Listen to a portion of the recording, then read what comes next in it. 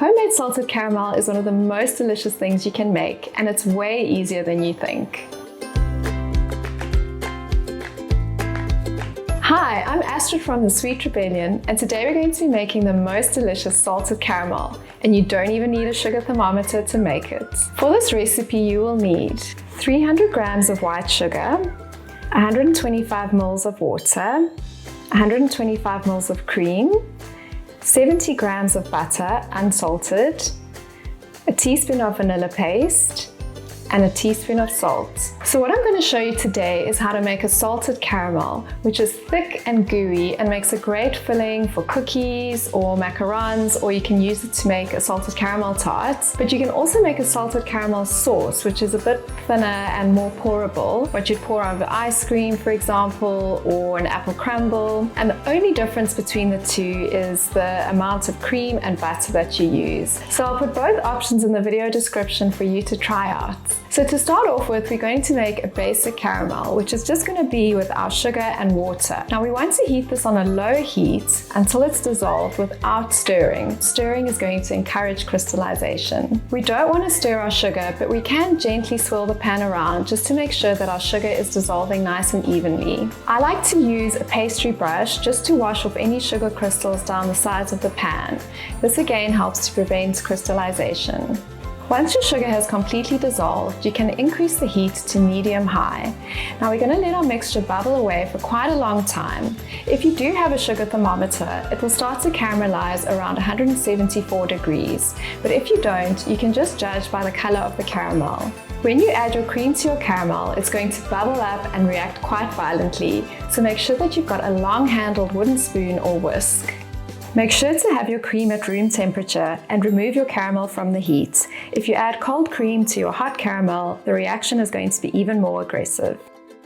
Sometimes when you add your cream to your caramel, the mixture will seize and it almost looks like a toffee. Don't worry if that happens, just return the mixture to the heat and continue mixing and it will all come together. So once you've added your cream and let that cook for 1 to 2 minutes, you can remove the pot from the heat and add your remaining ingredients, which is your unsalted butter, vanilla paste, and salt. For this recipe, it's really worth using vanilla paste or even a real vanilla pod instead of vanilla essence, because you can really taste the difference in quality.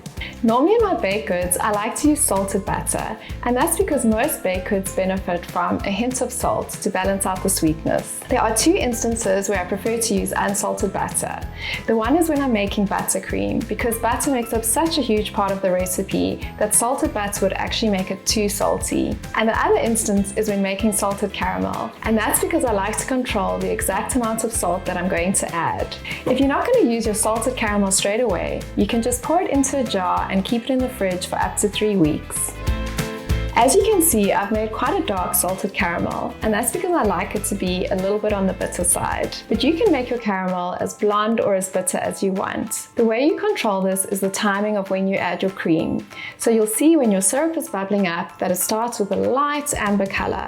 And if you want a blonde caramel, you'll remove it from the heat and add the cream now. If you prefer a darker caramel, you need to let it cook a little bit more and it will start to go more on the brown side. And then you can add your cream then. The choice is totally up to you. So here is a salted caramel and a salted caramel sauce that I made earlier, just to show you the difference in consistency at room temperature. So this is a lovely thick salted caramel, which would make a great filling for a tart, cookies, macarons, even a cake. You could use this as a filling. It's really nice and gooey.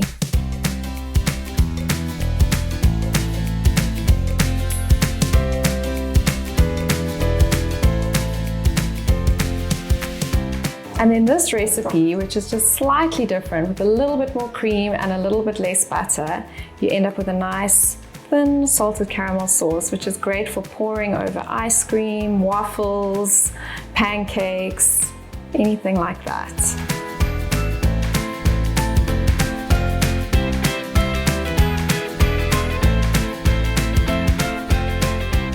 If you try either of these recipes, please remember to tag me on social media. Make sure that you've subscribed to my channel and ring the bell so that you don't miss out on the most delicious dessert that I'm going to be making next week with the salted caramel.